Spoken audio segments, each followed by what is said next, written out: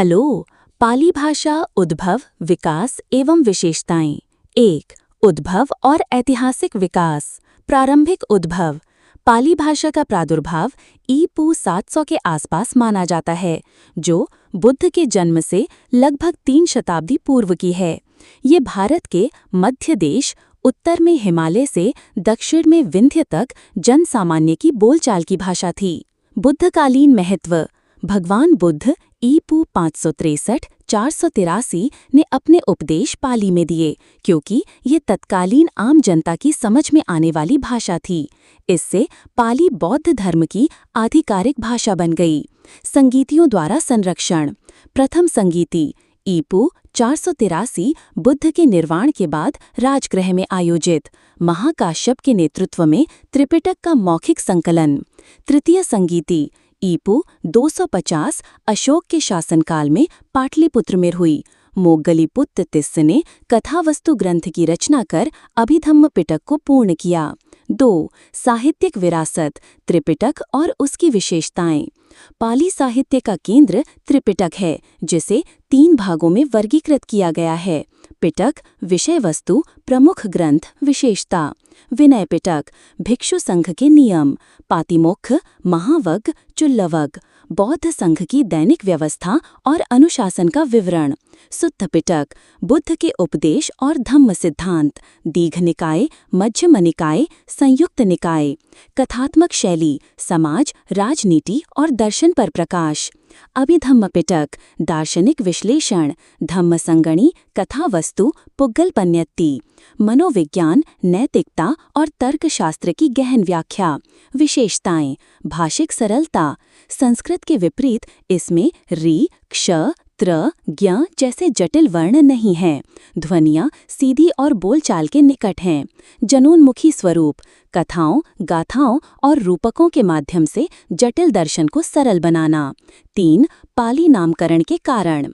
नाम की उत्पत्ति के संबंध में विद्वानों में मतभेद। पंक्ति सिद्धांत। संस्कृत शब्द पंक्ति, पंक्तिबद्ध उपदेश से व्युत्पन्न। मराठी में इसे पाली कहा जाता है। पर्याय सिद्धांत। पर्याय, पर्याय शब्द का अपभ्रंश। अशोक के भाब्रू शिलालेख में धम्मपलय्याय, धर्म पर्याय का उल्लेख। रक्षणीयता। पाली रक्षा करना धातु से, अर्थात बुद्ध वचनों की रक्षक भाषा। नोट: बुद्ध घोष 5वीं शताब्दी ने पाली को मागधी कहा, किंतु 14वीं शताब्दी से पाली शब्द प्रचलित हुआ। 4. प्रमुख ग्रंथ एवं आचार्यों का योगदान। त्रिपिटक के अतिरिक्त ग्रंथ। मिलिंद प्रश्न। यूनानी शासक मिनेंडर और भिक्षु नागसेन के बीच धर्म संवाद। दीपवंश एवं महावंश। श्रीलंका का बौद्ध इतिहास। अट्ठकथाएं। बुद्ध घोष द्वारा त्रिपिटक की व्याख्या। आचार्यों का योगदान। आचार्य, काल, कार्य। योगदान बुद्ध घोष 5वीं शताब्दी। विशुद्धिमग, अट्ठकथाएं। त्रिपिटक की व्यवस्थित टीकाएं। मोग्गलीपुत्र तिस्स ईपू 250 कथावस्तु, अभिधम्म पिटक को पूर्ण किया। धम्मपाल 6ठी शताब्दी। टीका साहित्य, थेरवाद दर्शन की गहन व्याख्या। 5. बुद्ध द्वारा पाली में उपदेश देने के कारण। जनभाषा का समर्थन। बुद्ध ने संस्कृत को छांदस, कृत्रिम मानते हुए जनपद निरुक्ति, स्थानीय बोली में उपदेश देने पर जोर दिया। सर्वसुलभ धर्म। उन्होंने भिक्षुओं को निर्देश दिया, अपनी भाषा में बुद्ध वचन सीखो। छांदस में परिवर्तित करने से श्रद्धालुओं की श्रद्धा नहीं बढ़ेगी। सांस्कृतिक समावेश। तत्कालीन 6 गणाचार्य पूरण कश्यप, महावीर आदि भी पाली में उपदेश देते थे, जिससे ये बहुजनों की भाषा बनी। 6. पाली संवर्धन के उपाय। मौखिक परंपरा। भिक्षु भाणक परंपरा द्वारा सैकड़ों वर्षों तक त्रिपिटक का स्वासर पाठ। लिपिबद्धीकरण। प्रथम लेखन ईपू 29 में श्रीलंका के अलू विहार में सिंघली भिक्षुओं ने त्रिपिटक को सिंघली लिपि में उत्कीर्ण किया। भूषण लिपियां। थाईलैंड में खमेर, म्यांमार में बर्मी, भारत में ब्राह्मी और देवनागरी का प्रयोग। आधुनिक प्रयास। पाली टेक्स्ट सोसाइटी लंदन द्वारा ग्रंथों का अंग्रेजी अनुवाद।